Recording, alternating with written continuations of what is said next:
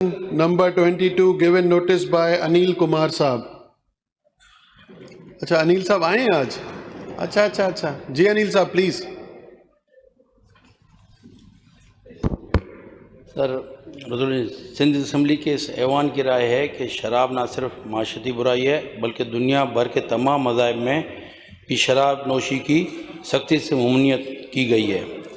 पाकिस्तान में शराब के लाइसेंस को मजहबी और धर्मी बुनियादों पर जारी किया जाता है. इस अमल से पाकिस्तान की अक़लियती मज़हब की बदनामी हो रही है और इनको माशरे में रसवाई का सामना करना पड़ रहा है.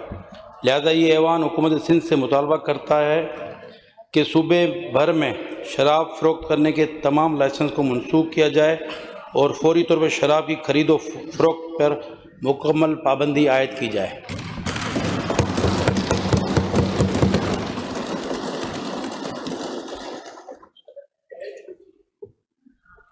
Sir, I oppose it.